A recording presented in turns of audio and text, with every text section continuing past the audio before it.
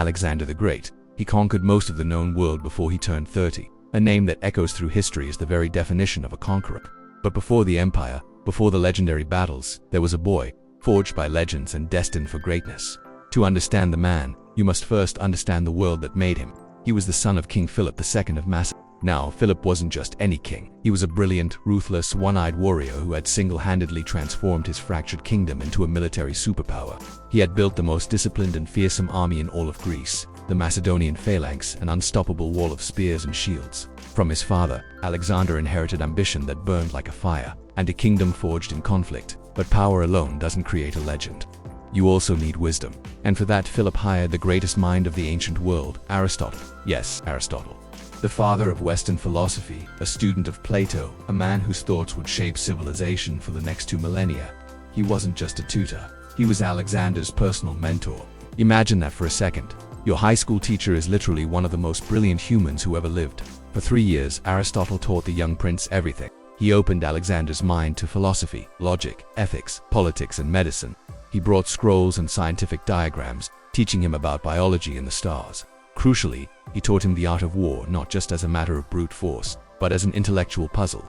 Aristotle wasn't just training a future king, he was sculpting a mind capable of seeing the world in ways no one else could. This combination of his father's brute ambition and Aristotle's sharp intellect created something entirely new.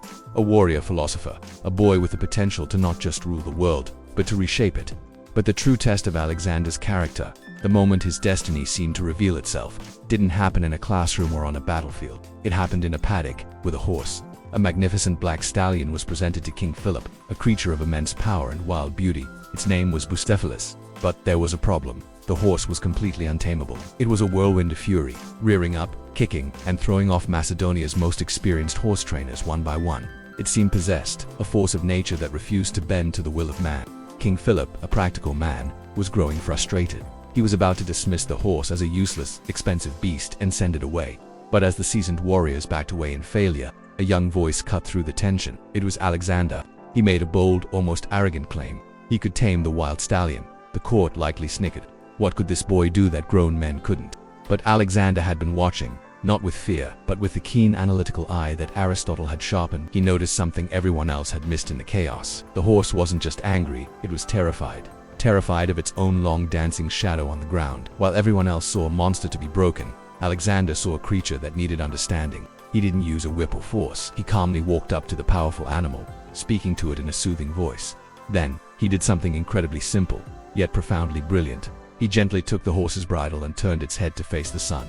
The moment its frightening shadow disappeared behind it, the stallion's wildness vanished. The raging beast became calm, its muscles relaxed. In that moment of quiet trust, the young prince swung himself onto its back. He was the first and only person to ever ride Bucephalus. King Philip, watching in stunned silence, reportedly wept with pride, telling his son, "O my son, look thee out a kingdom equal to and worthy of thyself. For Macedonia is too little for thee." Alexander had proven a fundamental truth, one that would guide his entire life.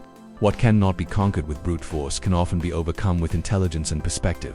He named the horse Bucephalus, and that loyal companion would carry him into battle across deserts and mountains, all the way to the edges of India, a living symbol of their shared indomitable spirit. Years passed, and Alexander grew from a boy into a young man, a commander in his father's army, already tasting victory. But in 336 BC, his world was shattered. During a grand celebration, his father, the great King Philip, was brutally assassinated, cut down by one of his own bodyguards. Chaos erupted. In an instant, at just 20 years old, Alexander was thrust onto the throne. He was now king of Macedon. His father's many rivals across Greece saw this as their golden opportunity. They looked at Alexander and saw not a seasoned heir but a young, unproven boy who had inherited a crown stained with his father's blood. They thought him weak, a pale shadow of the formidable Philip. Whispers of rebellion turned into open revolt.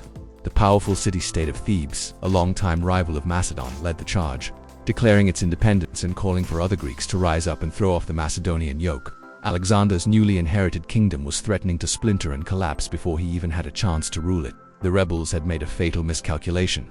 They had underestimated the boy who tamed Bucephalus. Alexander's response wasn't just swift, it was terrifyingly fast, a blur of motion and purpose. He rallied his father's veteran army and marched them south at a blistering pace, covering over 300 miles in just 2 weeks. Before Thebes even realized what was happening, the full might of the Macedonian army was at their gates, laying siege to their impenetrable walls. The Thebans fought bravely, but they were no match for the tactical genius of their young opponent and the brutal efficiency of his phalanx. Alexander's victory was absolute, and his vengeance was biblical. He didn't just defeat Thebes, he razed it to the ground. The city was systematically destroyed, its buildings torn down, its temples burned, and its population sold into slavery. He left only the house of the poet Pindar standing, a nod to the culture he learned from Aristotle. It was a horrifying, brutal message sent to the rest of Greece. This is what happens when you defy me. There would be no more rebellion.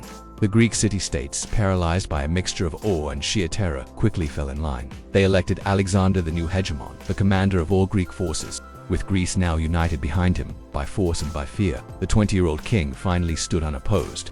He turned his gaze east, across the sea, towards the glittering, impossibly vast Persian Empire. His father's ultimate, unfulfilled dream was now his to claim, the conquest of Asia. The stage was set for the greatest military campaign in human history.